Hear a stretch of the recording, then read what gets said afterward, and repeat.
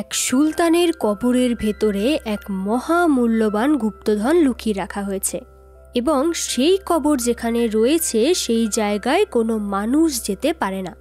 কিন্তু একদিন সেই কবরের উদ্দেশ্যে বের হলো এরা। তারপর যা হলো তার ধারণারও বাইরে। একটা সেরা অ্যাডভেঞ্চার মুভি অঙ্কিতা এক্সপ্লেনে তোমাদের সবাইকে স্বাগত। আজকের movie the lost city.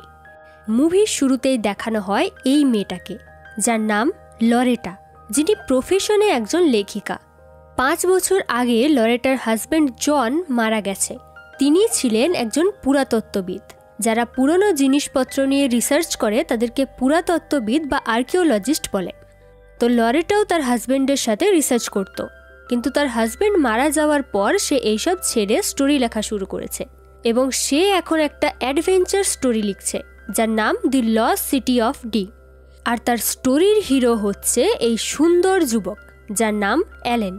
The lost city of D বইটা প্রকাশিত হওয়ার পর লরেটার বেস্ট ফ্রেন্ড বেথ তার জন্য একটা প্রোগ্রামের আয়োজন করে, আর এটা হচ্ছে লরেটার ফেসবুক ম্যানেজার অ্যালিসন। তো প্রোগ্রাম শুরু হয়, অ্যালেনও আসে সেই প্রোগ্রামে। প্রোগ্রাম শেষে লরেটা আর অ্যালেন যখন কথা বলতে বলতে আসছিল তখন একটা লোক তার উপর নজর রাখছিল। লরেটা সেই অফিসের বাইরে আসলে একটা কর্মচারীকে একটা গাড়ি ডেকে দেওয়ার জন্য বলে, কিন্তু তখনই অন্য একটা লোক গাড়ি আনতে বলে। গাড়ি আসলে লরেটা গাড়িতে উঠে বসে, কারণ সে ভাবে যে ওই কর্মচারীটা এই গাড়িটা পাঠিয়েছে। কিন্তু তখনই সেই লোক দুটো গাড়িতে উঠে বসে আর লরেটাকে কিডন্যাপ করে নিয়ে আসে এই লোকটার কাছে। এই লোকটার নাম অ্যাবিগেল ফায়ারফ্যাক্স। আর এই দুইজন হলো অ্যাবিগেলেরই লোক, জুলিয়ান ও রাফি। একটা বড় কোম্পানির মালিক হচ্ছে অ্যাবিগেল, কিন্তু তার আরও একটা শখ আছে। সে পুরনো দিনের অমূল্য জিনিসগুলো সংগ্রহ করে, কিন্তু এখন সে খুঁজে পেতে চায় দ্য ক্রাউন অফ ফায়ার, মানে একটা হীরের মুকুট, যেটা ঐতিহাসিক এক রাজা ক্যালেমান তার কবরে তারই রানী তাহার অমূল্য লাল হীরার মুকুট রয়েছে। সেটাই খুঁজে বের করতে চায় অ্যাবিগেল। আর এই মুকুটের কথা লরেটা তার গল্পে উল্লেখ করেছে। তার কারণে অ্যাবিগেল ভাবছে যে লরেটা তার সন্ধান জানে, তাই তাকে কিডন্যাপ করে আনা হয়েছে। অ্যাবিগেল একটা পুরনো কাগজের টুকরো দেখায় লরেটাকে, যার একটা কোণ ছেঁড়া ছিল আর ছিল প্রাচীন ভাষায় কিছু লেখা। অ্যাবিগেল লরেটাকে সেই লেখাটা ট্রান্সলেট করতে বলে। লরেটা আপত্তি জানালে অ্যাবিগেল তাকে জোর করে নিয়ে যায় অন্য একটা জায়গায়। এদিকে লরেটাকে খুঁজে না পাওয়ায় পুলিশকে ইনফর্ম করার কথা ভাবে বেথ। তখন অ্যালেন জানায় যে তার চেনা জানা একজন আছে যার নাম জ্যাক, যে কিনা লরেটাকে খুঁজে পেতে সাহায্য করতে পারে। আর সেই লোকটা মানে জ্যাক লরেটার স্মার্ট ওয়াচের লোকেশন দেখে জানতে পারে যে লরেটা কোথায় আছে। অন্যদিকে দেখানো হয় লরেটাকে নিয়ে আসা হয় একটা জ্বালামুখীর কাছে, যেখানে অ্যাবিগেল একটা পুরনো শহর খুঁজে পেয়েছে, তাই মাটি খুঁড়ে সেটা বের করার চেষ্টা করছে। সে বিশ্বাস করে যে সেই লাল হীরার মুকুটটা এই লুকোনো শহরের মধ্যেই আছে। অ্যাবিগেল লরেটার হাত পা বেঁধে দেয় আর তাকে সেই লেখাটা ট্রান্সলেট করতে বলে, কিন্তু লরেটা জানায় যে এটা হলো একটা লুপ্ত প্রাচীন ভাষা, যেটা সে ট্রান্সলেট করতে পারবে না। এদিকে অ্যালেন আর জ্যাক আসে লরেটাকে খুঁজতে। অন্যদিকে অ্যাবিগেল আসে লরেটার কাছে সেই লেখাগুলোর মানে জানতে। লরেটা সেই লেখাটা অনেকটা উদ্ধার করতে পারলেও অ্যাবিগেলকে সে কিছুই বলে না। অন্যদিকে ঘন সবুজ জঙ্গলের মধ্যে দিয়ে জ্যাক এসে পৌঁছায় যেখানে লরেটাকে রাখা হয়েছে। জ্যাক কিছু লোককে মেরে লরেটাকে চেয়ারে বাঁধা অবস্থায় তুলে নিয়ে যায়। লরেটা সেই কাগজের টুকরোটাও নিজের কাছে রেখে নেয়, আর জ্যাক সেই তাঁবুগুলোতে ব্লাস্ট করে দেয়। কিছুটা দূরে এসে জ্যাক লরেটার হাত পা খোলার চেষ্টা করছিল, তখনই একটা গুলি এসে জ্যাকের মাথায় লাগে, আর কিছুটা রক্ত এসে অ্যালেনের মুখেও লাগে।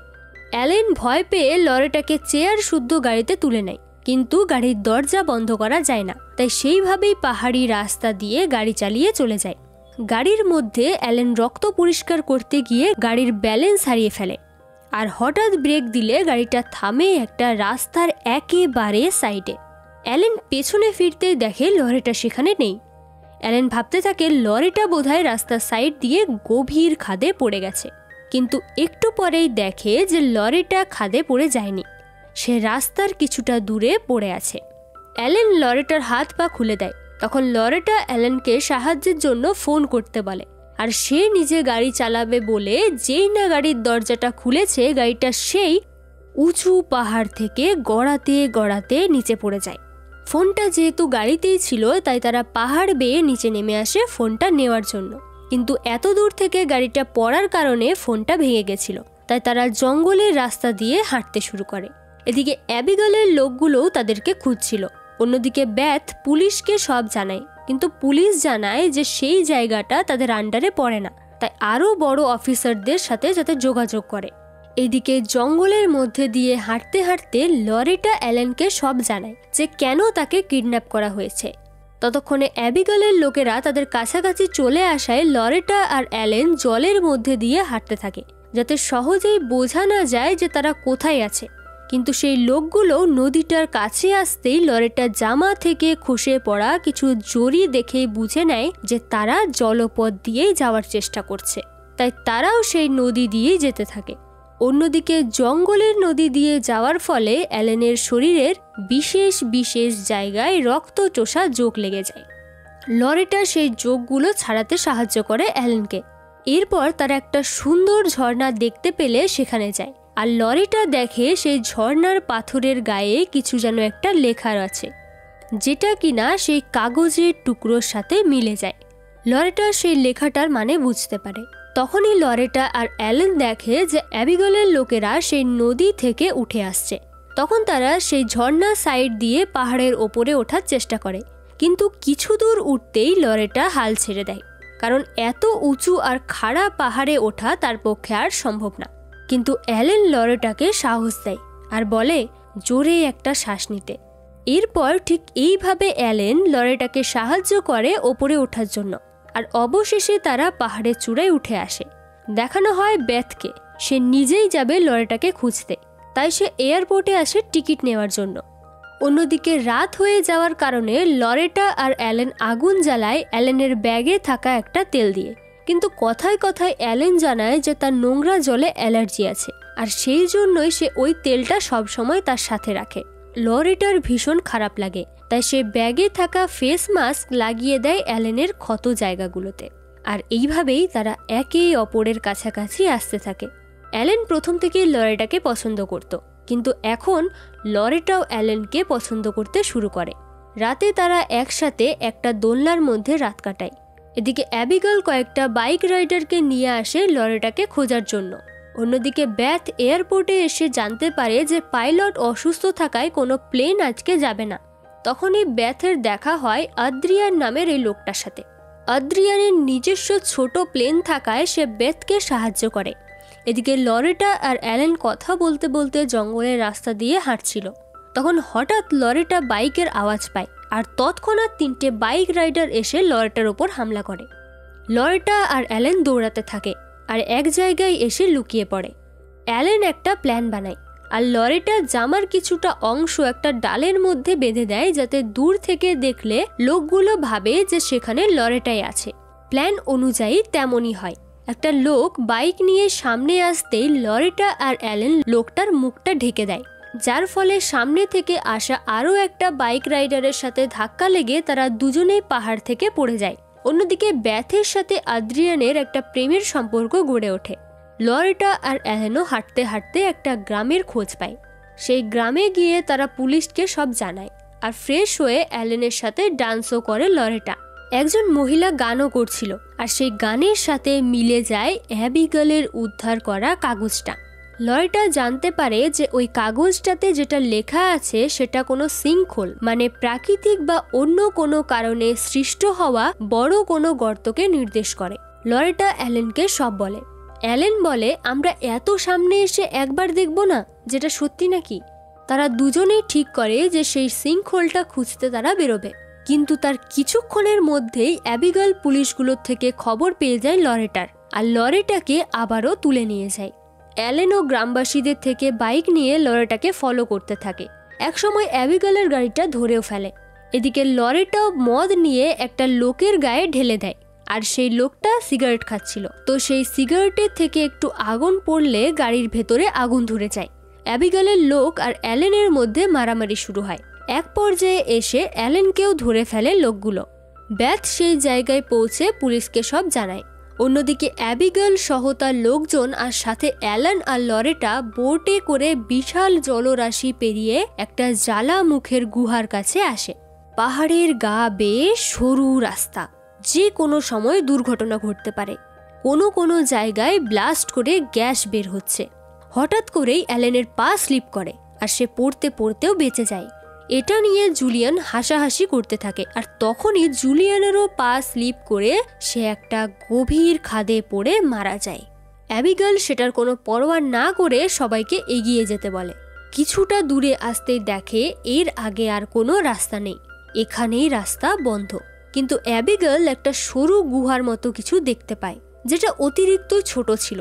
কিন্তু অ্যাবিগেল লরেটাকে জোর করে, মেরে ফেলার ভয় দেখিয়ে লরেটাকে সেই গুহা দিয়ে যেতে বাধ্য করে। কিছুটা দূরে যেতেই লরেটার দম বন্ধ হয়ে আসতে থাকে। তখন বাইরে থেকে অ্যালেন লরেটাকে সাহস দেয় আর জোরে জোরে শ্বাস নিতে বলে। এরপর লরেটা গুহার আরও ভেতরে যায় আর গড়িয়ে পড়ে গুহার ওপারে। অ্যালেনদেরকেও সে জানায় যে সে পৌঁছে গেছে। কিন্তু লরেটা পিছন ফিরতেই দেখে ভীষণ সুন্দর একটা জায়গা, সবুজে ভরা। একদিকে ধবধবে সাদা ঝর্ণা আর একটা বড় গাছের নিচে ছোট্ট একটা মন্দিরের মতো কিছু। আর সেখানে সূর্যের আলো এসে পড়ায় আরও সুন্দর লাগছে জায়গাটা। ততক্ষণে সেই সরু গুহাটা দিয়ে অ্যালেন, অ্যাবিগেল আর রাফি এসে পৌঁছায়। তারা সবাই সেই মন্দিরটার ভেতরে যায় আর দেখে সেখানে একটা সমাধি আছে। রাফি আর অ্যালেনকে জোর করে সেই সমাধিটা খুলতে বলা হয় এবং তারা দেখে সেখানে ক্যালেমেন আর তাহা নামে দুইজনের কঙ্কাল পড়ে আছে। অ্যাবিগেল বলে, এটা তো কঙ্কাল, ধনসম্পদ কোথায়? লরেটা বলে ওঠে, এটা ভালোবাসার স্মৃতিসৌধ। ক্যালেমন আর তাহা এসেছিল তাদের ভালোবাসা প্রমাণ করতে, আর এই ভালোবাসাই হলো তাহার জীবনের হীরার মুকুট।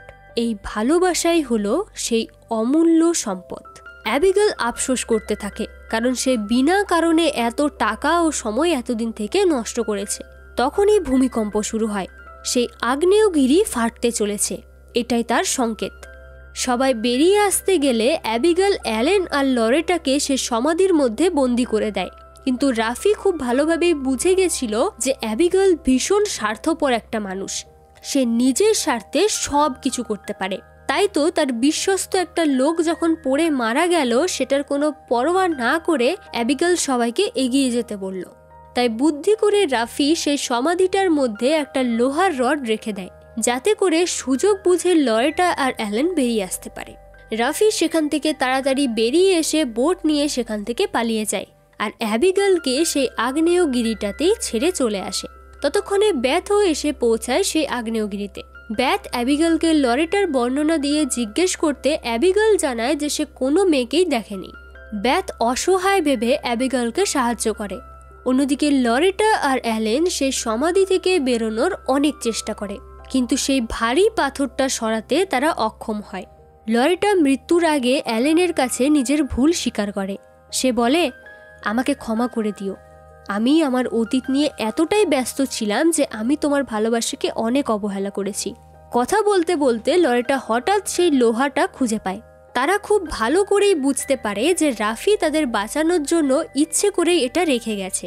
সেই রডটা দিয়ে সমাধি খুলে বেরিয়ে আসতে সক্ষম হয় লরেটা আর অ্যালেন। লরেটা তার হাজবেন্ডের দেওয়া আংটি অর্থাৎ তার অতীতকে সেই সমাধিতেই ফেলে দেয়। তারা সেই মন্দির থেকে বেরোতেই মন্দিরটা ধসে পড়ে, গুহাটার দরজাটাও বন্ধ হয়ে যায়। তারা দেখে এক জায়গায় জল বয়ে যাচ্ছে। তারা সেই জলরাশি দিয়ে সাঁতার কেটে সমুদ্রে গিয়ে পৌঁছায়। তখনই সেখানে বেথ আসে আর তাদের বাঁচিয়ে নেয়। লরেটা অ্যাবিগেলকে দেখে বলে, এই লোকটাই আমাকে কিডন্যাপ করেছিল। তখনই অ্যাবিগেল পালানোর চেষ্টা করে, কিন্তু আদ্রিয়ান সেখানে আসে আর অ্যাবিগেলকে ধরে ফেলে। এর পরের দৃশ্যে দেখানো হয় সমুদ্রের তীরে সবাই বসে আছে আর ব্যাথের মাকে অ্যালিসন লরেটার লেখা গল্পটা পড়ে শোনায়। আর লরেটা আর অ্যালেন গভীর চুম্বনে ডুব দেয় আর মুভিটা এখানে শেষ হয়ে যায়। মুভিটা এখানে শেষ হয়ে গেলেও শেষে একটা দৃশ্যে দেখানো হয় লরেটা, অ্যালেন আর জ্যাক তিনজন বসে মেডিটেশন করছে। জ্যাক, যাকে কিনা আমরা দেখেছি সে লরেটাকে বাঁচাতে গিয়ে মারা গেছিল, কিন্তু সে মারা যায়নি, সে কোনোভাবে বেঁচে গিয়েছিল। তাই লরেটা আর অ্যালেন জ্যাককে দেখে ভীষণ অবাক হয় আর মুভিটা এখানেই শেষ হয়ে যায়। তো ভিডিওটা ভালো লাগলে একটা লাইক করে দিও আর কমেন্টে আমাকে অবশ্যই জানিও। তো দেখা হচ্ছে পরের কোনো ভিডিওতে। বাই।